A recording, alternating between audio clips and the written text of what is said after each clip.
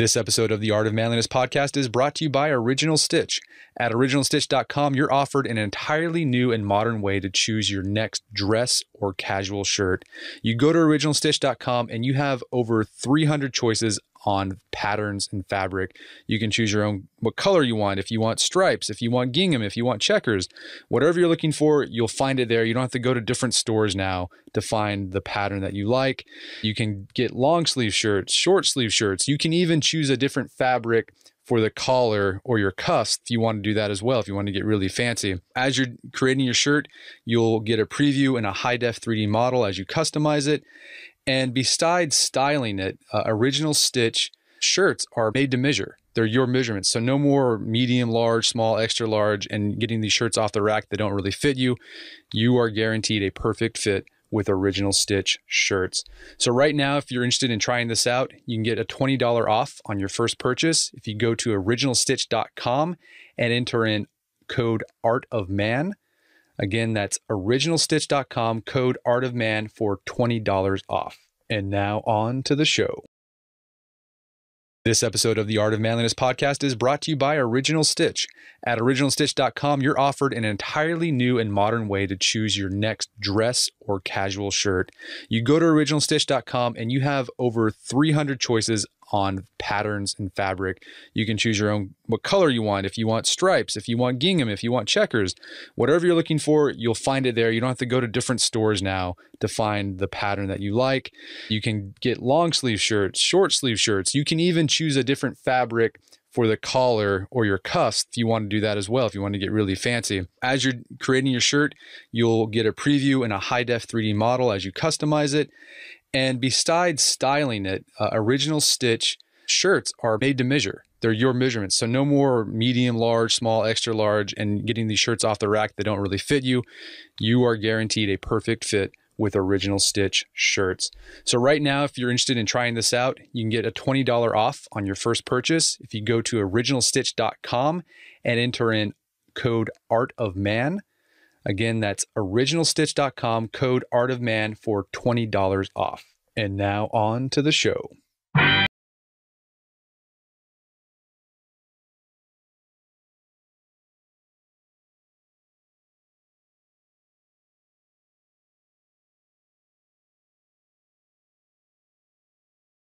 McKay here, and welcome to another edition of the Art of Manliness podcast. So have you ever encountered families, I'm sure you have, where they're just like, they just have it together. They just seem so happy and like they're perfect. And like you get in there because you're kind of suspicious. They're like, there's something going on here. Maybe it's just all a facade. And you get in there and you realize, no, like these people, this family is like actually they love each other.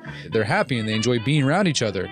It's not to say they don't have trials and setbacks and they're, you know, that they're perfect, but they're able to manage those trials and the stress and the setbacks that, you know, any family encounters. What is it about these families that make them so happy and so just together?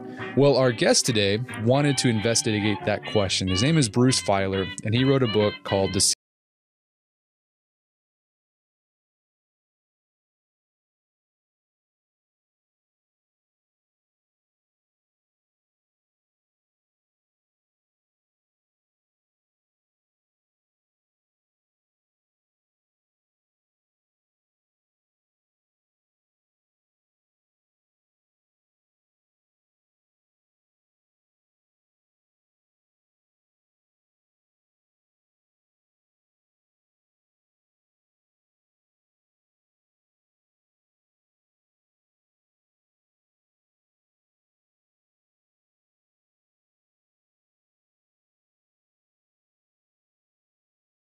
Bruce Feiler, welcome to the show. Thank you very much for inviting me. So what inspired you to research and write a book about what makes a happy family? Well, my wife, how's that for family? Like, I'm going to begin by going, no other species on Earth has, which is this very large window of time after kids are weaned, but before they can reproduce. Every other species on Earth, literally, once they stop weaning, they can have children of their own. Humans don't. We have this extra decade in there, and the reason is because we're social. Our brains have to grow, and we have to learn to sort of get along with other people. And sort of that's the window. I sort of think of it as sort of from potty training to the prom, right? From the first step to the first kiss, where you have this chance to make sure you are a family. And I had no clue really about how to do that. And so I wanted to go find out. Awesome. Well, you talked about the defensive stage. I'm right in the middle of that right now. This too shall pass. This too shall pass. That's good. It's good to know. Okay. Well, Tolstoy famously said that all happy families are alike and each unhappy family is unhappy in its own way. Is that true? I mean, did you find some common characteristics that happy families have? Well, when I first encountered that, actually, I was a teenager when I first read that. And my reaction, and this is a technical word, was that it was idiotic. And of course, all happy families are not alike, right? Some are big, some are small, some are loud, some are quiet. But I have to say, because of the sort of the way the world works now, right? We live in this age where there's tons of research and thinking and sort of ways of looking at sort of large-scale patterns. I think that there is a lot of truth to that there are certain things we know now about how to handle discipline or difficult conversations or how or any of the things that parents face, even the role of dads, which I think is a really sort of under-discussed question. It's possible now to draw some conclusions. Now, and I should say here, when I set out doing this, when I sort of set out looking for ways to make my own family work better, I insisted. I mean, I screamed it like as loud as I could.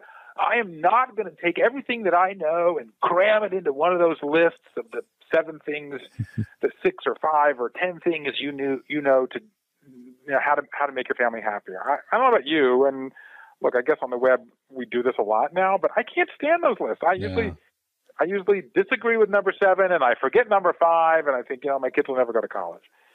But it turned out when I sort of have been doing this for years now, I've been writing this column in the New York Times for 5 years now, and happy families and meeting people around the country and talking, et cetera, I actually do think that there are certain patterns that I uncovered, and so I ultimately did create what I kind of call my non-list list of the things that high-functioning families have.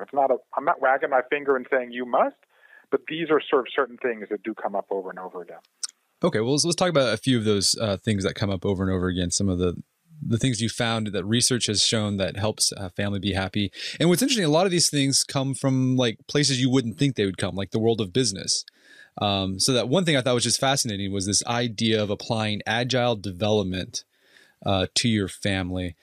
For those who aren't, can you explain just for listeners who aren't familiar what agile development is, and then how you can apply that to your family organization? Well, so let's start with the list, right? So what is the first thing that high-functioning families have in common? Okay. They adapt all the time. Now, this is completely counter to how I was as a dad. And I think that, by the way, dads are particularly susceptible to this, right? So when I became a father, it was like, okay, I'm going to set a few rules, and I'm going to have hard principles, and we're going to stick to that, and I'm going to have to be sort of tough, and that's what we're going to do. Well, guess what? It doesn't work out that way, right? Things are changing all the time. One of my favorite lines is from a friend of mine who's a dad who has at one point had 4 kids under 6. His first one is now going to college, so this goes back. And he said, and I love this, he said, with kids, everything is a phase, even the good parts, right? So just when you're used to diapers, then they learn to potty train. And just when you're used to potty training, then they go to school. And just when you got the school routine, then they add homework. And just when you got that down, then they add sports, and then they add the internet, and then they add cell phones, and then they add screens and video games. And sort of you're constantly having to adapt. And of course, now we have there's other big changes in the family, right? So you've got 3/4 of moms are working outside the home. And now dads are much more involved in parenting than they ever were before. I mean, just the idea that, that 2 men would be having this conversation about parenting, really unthinkable 25 years ago. And yet it's sort of the standard way it works now. So there's all these changes that are going on. So how do you manage that change? Because there's a great line, you run this great website, and let me just say I'm a big out loud here on your podcast. I just love what you guys are doing, and visually, and the questions you're asking. I'm a big fan, so I'm really happy to be here. But one of the things they say in the internet space is, if you're doing the same thing today that you were doing 6 months ago, you're doing the wrong thing. So you want to be able to change. This week, grandma's coming. Next week, mom has a business trip. The next week, Junior has a big sports game, and he's got to get ready. And then the following week, someone's got a big test. you need to be able to be adaptable. But if you adapt every single day, your head will explode. Okay? So how do you solve that problem? Okay? This is where Agile comes in. Okay? So Agile is an idea. It began in Japan 25 years ago, sort of it came to the US, and now it's really sort of sweeping through businesses. So GE to Google to TED, lots of people are doing this. And the core idea is that the way things used to work in business, and by the way, and in the government and in the military, on sports teams, was the leader in charge would issue orders and they would trickle down to everybody below. Okay, that process is called the waterfall. We all know it. Nothing has been more waterfall than the family, right? The dad, 100 years ago, dads owned moms and owned children. Literally, that's how it was. Now we know moms are involved, and increasingly our kids have a say. That didn't work. In business, it basically failed, and now things are done very differently. Even the military, sports, we know it just simply works differently. But families are kind of the last to catch on with this, and a lot of families have begun to change, and that's really what the Secrets of Happy Families really taps into, is this change. So with a couple of principles of Agile really work in the family. One is you need to be talking all the time, right? So one of the things in Agile is you want to have an information radiator, is what the Agile term for, which is a big display in an office that says who's doing what. When I visited this family, as you know, in my book, it's a great story about in Idaho, and the mom would come down in the morning, and their 4 kids would come down, make themselves breakfast, check their list of things they had to do, put their dishes in the dishwasher, check the list again, feed the cat, or make themselves lunch, check the list again, take their belongings, and go out to the bus. I mean, it was the most amazing, astonishing family dynamic I'd ever seen. And when I insisted this would never work in my house, they told me I was wrong. And sure enough, when we put a morning list in our house, we've been doing it now for, I think, 7 years, it cut down on parental screaming in half, like in a week, because you're giving your kids sort of more responsibility. And by the way, a lot of people do these lists, but then they check it off. Again, you want your kids to check it off. You want your kids to take more responsibility for their own behavior. Because as a parent, you can force your kids around. Maybe that'll work once or twice, or maybe for 6 months. In the long run, it's not going to work. You want your kid, when your kid is 15 and deciding whether to get in the car with a drunk driver or have unprotected sex or try drugs or whatever, you want them to have experience making decisions, and you want to start that when they're young and the stakes are a lot lower. Gotcha. But really the key is this family meeting. We do a family meeting now. We do it every Sunday night. We ask 3 questions. It comes directly from this world of Agile. What worked well in our family this week? What didn't work well in our family this week? And what can we work on in the week ahead? And you have these conversations. Everybody's putting ideas out, and then you basically pick a couple of things you're going to work on, and you let your kids join the conversation about sort of setting their own rewards and punishments. So again, it's not coming from you, but it's more coming from them, which is ultimately what you want, because now we know that builds up their brains, and it gives them practice making the decisions they're going to need later on. We're going to take a quick break for a word from our sponsors. All right, guys, if you shave every day and you're a fan of the multi-blade razors, you know that shaving can get really expensive really fast. I think the last time I checked, a cartridge of 8 razors cost something like $30 or so at the drugstore. And oftentimes these blades don't even give that great of a shave. So there's 2 friends, they were tired of paying an arm and a leg for a crummy shave. So they searched the world for the best razor blade that gave them the best shave. And they found a factory in Germany that made blades that gave great shave. So they bought the factory and they started a company called Harry's. And what Harry's does is they create fantastic razor blades and ship them directly to your door for free once a month. And by cutting out the middleman, Harry's is able to offer razor blades at an affordable price. In fact, it's like half the price of what you'd pay at the drugstore. And these blades, I got to give Harry's a try. I'm a big fan of the safety razor. Been using it for a while. I haven't used multi-blade razors in a year, not in a year, in several years. So I gave Harry's a try, and the blades give a great shave. With some of the other big name brands I've used in the past with multi-blade razors, I'd always just get really irritated skin. I'd just get really bad razor burn. Didn't happen with Harry's. Again, you sign up with Harry's, razors sent to your door, half the price.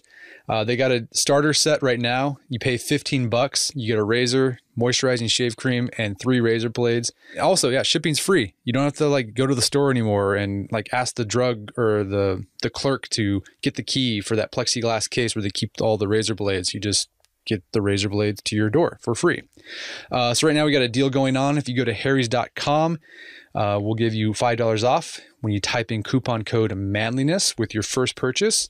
That's harrys.com and enter coupon code manliness at checkout for $5 off and start shaving better today. Also by GoDaddy.com. I think every guy out there should have a website. You don't have to really do anything with it, but just a place where you can use as a personal resume or something you can direct potential clients to or potential employers to. And so the first thing you need before you start a website is a domain name. So if you're looking for a cheap domain, GoDaddy.com has a great offer going on right now. If you go to GoDaddy.com, enter promo code ART199 at checkout, you'll get your .com domain for just $1.99. Some limitations apply. Make sure to check the website for details. Again, that is GoDaddy.com, ART199 for a .com for just $1.99. And now back to the show. That's fantastic. Actually, we've implemented those 3 questions into our weekly family meeting as well, even with our 4-year-old. And he's only 4, but he's taken to it. Like he's giving in input, and then he has like his little list that he does in the morning he's supposed to do, and he loves it. Like he eats it up. Like it's crazy. So how old are your kids now? That one of them's 4? Yeah, one of them's 4, and the other one's 1. Uh-huh. So that's what we've Well, what's great is it work when you start it when they're young. Okay, the advantage of starting when they're young is they'll just all know this is how it works in our family, right? So we are going to talk about what it means to be part of the family. Okay, when they're young, you're still making most of the decisions. The older they get, and sort of ironically, even when they get to be teenagers, which is in some ways when they're going to be the most resistant, it's actually when you need it the most, because then you have less control over their schedules. You know, suddenly they're getting input. Oh my gosh, what tends to happen is, right, that, people say to me, oh, I'll never get my 12-year-old to come to a meeting like this. And I say, okay, well, here's what's going to happen. It's going to be Thursday night. It's going to be 10:30. You're going to be flossing your teeth. Your partner, your spouse is going to be checking with grandma about who's getting to the eye doctor tomorrow. You're going to be trying to balance your checkbook and sort of figure out, do you have enough milk to get through the weekend? And then your teenager is going to come to you and say, oh, by the way, I got to be at Johnny's house or Susie's house after my curfew on Saturday, and I need $20. Can you take me? And if you say, and they're going to come to you at the most vulnerable time, and kids are amazing about this. And you're going to give them the $20 and say, sure, because you got to finish flossing your teeth and balancing your checkbook. But if you say to them, well, actually, why don't we do it at the family meeting on Saturday morning or Friday night or Sunday night or whenever it is, they're going to be the first person there. And that's the point. You just cannot be changing what you do at all times because you cannot function. You have to say, this is how we do it as a family. We need total buy-in. Let's all sit down when we're calmer, and we'll try to figure out what's going to go on the week ahead. Very good. All right. So another sort of idea you took from the world of business is this idea of a family mission statement. And we've written about creating a family mission statement on the site. And when we did, we always got this pushback that like, oh, that's too corporate. And like, that you can't do that with a family. What's your response to folks who say like, you shouldn't have a family mission statement because it's too corporate? Well, first of all, I was you. I agree. I mean, when I first heard this idea, I was like, well, not only is it corporate, it also sounds cold and frankly corny. Now, look, I'm corny, and I know enough about what you guys to know you guys got a corny streak too. So I don't mind being corny. I used to be a circus clown, so I'm all for corny. I like country music and corny, and I write about that kind of stuff. But so here's the thing that somebody asked me that caught me up short, and that changed my mind. And I would say to any person who asks this question, can your kids tell me what values are most important to you, the parents? If I went to your kids and I said, well, what is the most important thing to your family? What would your kids say? Could they say what's important to you? I mean, values. We all talk about teaching values, right? The 24/7 world. Do we want our kids to learn our values from television or from, God forbid, from Facebook or the internet or movies? We want to teach our kids values. Have you had a conversation with your kids about values?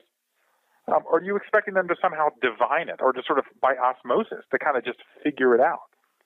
See, here's one of my main, I have to say, this is sort of one of my main soapboxes. Like if you take one thing from this conversation, it's sort of this, and that is we all know today that we have to work on our jobs if we want to get better at them. We know we have to work on our hobbies if we want to get better at those, right? Our tennis game is not going to get better, or our garden is not going to get greener, or our mile is not going to get faster, or whatever it is, if we don't work at it.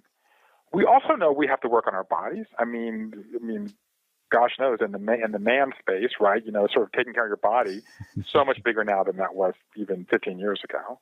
We know we even have to work on our relationships, and if we don't know, the other person in the relationship tells us all the darn time. But why is it that we keep putting our family to the back of that line? We just sort of think our families are going to work, are going to just function without us doing anything about it. Well, guess what? What we know now is if you take small steps, you can make your family happier and you can make everybody in your family happier. And so this is a great thing. If my wife were here, she would say, of all the hundreds of things we tried in the last 5 years, and we're still trying, this has been one of the top 3 things. We set everybody down. We made our kids, so we want to have a special occasion on a Saturday night. Like, we want a pajama party. We want mom and dad to get in pajamas. I don't really sleep in pajamas, frankly, but I got these striped pajamas from the bottom of my drawer that my kids gave me once. We made popcorn because my kids had never Jiffy Pop because they thought popcorn came from a movie theater. So we made popcorn. My wife brought a flip chart home from work because I work at home and I don't have flip charts. And we had this incredible conversation. So we started with this list of values. As you know, I put it in The Secrets of Happy Families. But basically, we just had a series of questions. Hey, kids, what do you like about our family? What, when you go to school, what do you miss? When you bring a friend over, what are you most proud when you come to our house? And let's just start talking about it. And we ended up with a list. It was not really words in our case. It was sort of a series of sayings that mom and dad have or the kids have. My wife has a line. I don't like dilemmas. I like solutions. That's on the list, right? We like to travel because so one of our lists is we're travelers, not tourists. And we made this list. We got it printed up. We typed it up. We put it. It hangs in the dining room. Do we worship it every morning? Do we sit there and burn candles and dance kumbaya around it? Hell no. But it's there. And when we got a call from one of the teachers that one of my daughters got into a spat at school, and we're like, well, we didn't know what to do. We went to school. We got a little talking to, and we thought, well, what do we have to do? I mean, this is again one of my kind of messages to parents, especially to dads, is we don't have to know all the answers. And guess what? You ain't going to know all the answers. And for men, we want to be Mr. Fix-It. We want to be the problem solver. So we decided, we called my daughter in my office, my wife runs an organization in 25 countries. She's got 250 people working for her. She's a strong woman. She was sort of stammering through this cover, like, yeah. Like she didn't know what to do. She doesn't really like discipline. And so finally, this flip chart was still on the wall of my office. And she says to one of my daughters, so anything up there seemed to apply? And my daughter looks down and she says, we bring people together, kind of like that, right? And boom, we had a way into the conversation. So the point is, look, we know from positive psychology, we know from all this research, you cannot get better without a plan. You can't run a marathon without a plan or a triathlon, right? You can't start a business without a plan. You can't bake a cake without a recipe. This is your best possible self. It's saying this is the family we want to be. You're not going to be that most of the time. Certainly we're not. But articulating it can be an extremely powerful and long-lasting thing. I love the idea of investing in your family like you would your business or yourself or your health or whatever. That's right. I mean, we know we know that some siblings fight a lot, right? 7-8 times an hour for kids 6 to 10. Well, why do they do that? The research is very clear. Because they take one another for granted. Because they know they have no choice. And that's sort of it. We sort of think, I got to deal with my boss. I got to deal with my mother. I got to deal with my neighbor. I got to deal with all this other stuff, my fantasy football league, whatever it is. And you just keep putting your family to the end of the list. And yet we know that the most important thing in our happiness is our relationships with other people. And the family is the relationship that matters most. And we keep spending the least amount of time working on it. Okay. So you hit this point because I thought it was great, because you read any like magazine article or website or blog post, and like they always say that if you want a strong family, you have to eat family dinner together. Like that. Yeah. The secret of that, if you do that, your kids are going to like not do drugs. They're going to be straight A students and everything's going to be amazing. But your research and what you found was a little more nuanced than that. What role does family dinner or family meals play in creating a happy family?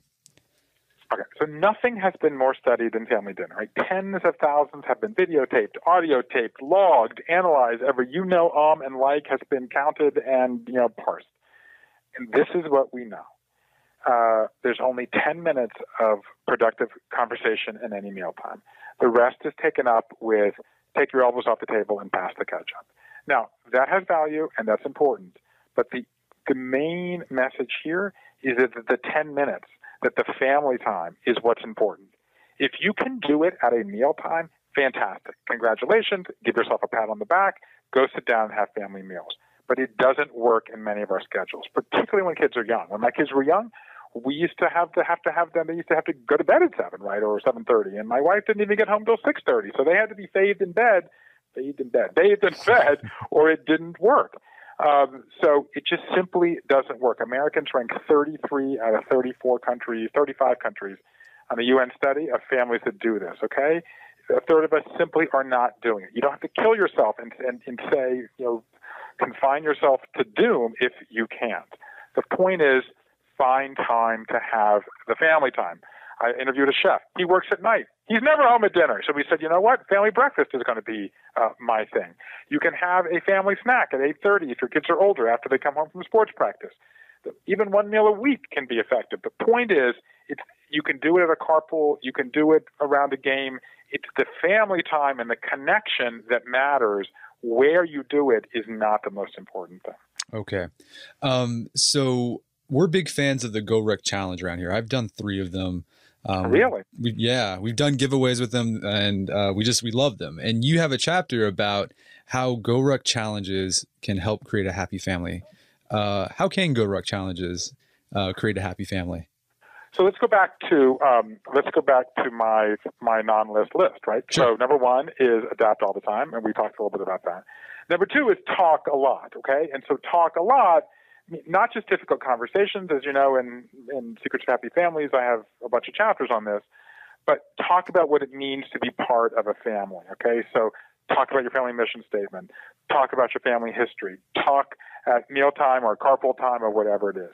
The third element, so it's adapt all the time, talk a lot, go out and play, okay?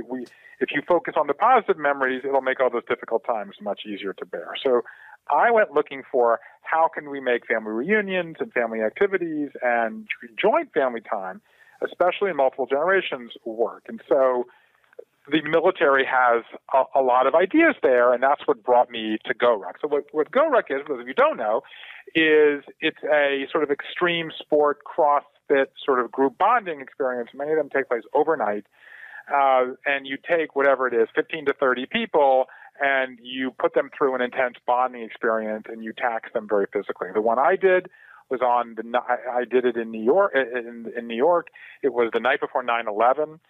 It was basically from 8 p.m. the night before, ending at ground zero on the morning of 9/11. So it had this, and people across the Brooklyn Bridge and swimming and doing push-ups in the river.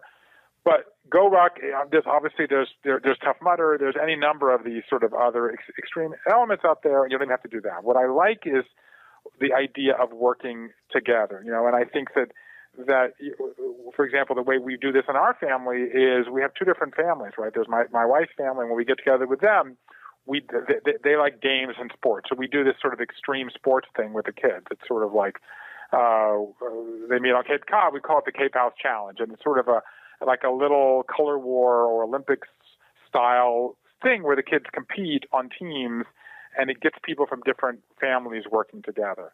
My family is a little bit different, actually. There's a sort of a more arts culture there. So we actually do a play, or this year we did a movie where we get together and bring, again, it gets the cousins together, it gets the aunts and uncles from different generations, it gets the grandparents involved. What I think the GoRuck offers, all these things offer, is the GoRuck image that I like is the log.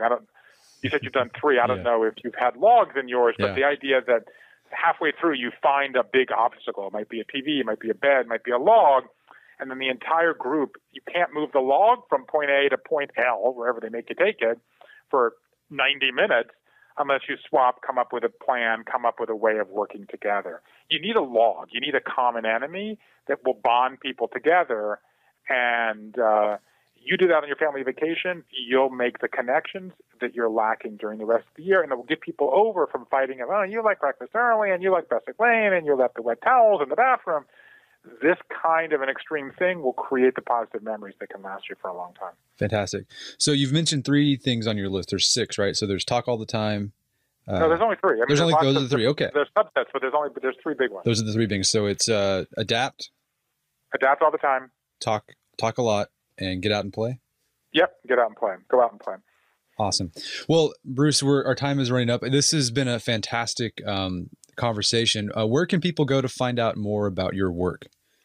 So if you go to brucefeiler.com, that's Feiler, brucefeiler.com, you'll see there's lots of stuff there. There's a little toolkit. There's links to videos. As you know, I gave a TED Talk on how to make your family happier that is just about to reach 1 million views. I talk a lot around the country. I write a New York Times column, sort of brucefeiler.com, or my Facebook page, which is Facebook. It's Bruce Feiler Author, or you can follow me on Twitter at Bruce Feiler. I'm out there sort of talking about these things, and I especially talk about dads a lot because I think that's a sort of new dimension of this whole thing. But reach out. Let's keep the conversation going. Awesome. Yeah, and then if you're a dad or plan on being a dad, I definitely recommend picking up The Secrets of Happy Families. It's fantastic. There's like some awesome, just concrete takeaways you'll be able to apply right away. So go out and pick it up. Thank you very much, Bruce. Our guest today was Bruce Feiler. Bruce is the author of the book, The Secrets of Happy Families, and you can find that on Amazon.com. And I recommend, if you're a dad, go get this book. It's fantastic. I've taken a lot from that book and applied it in my own family. And you can find out more information about Bruce's work at brucefeiler.com. This episode of the Art of Manliness podcast is brought to you by Original Stitch. At originalstitch.com, you're offered an entirely new and modern way to choose your next dress or casual shirt. You go to originalstitch.com and you have over 300 choices on patterns and fabric. You can choose your own, what color you want, if you want stripes, if you want gingham, if you want checkers, whatever you're looking for, you'll find it there. You don't have to go to different stores now to find the pattern that you like. You can get long sleeve shirts, short sleeve shirts. You can even choose a different fabric for the collar or your cuffs if you want.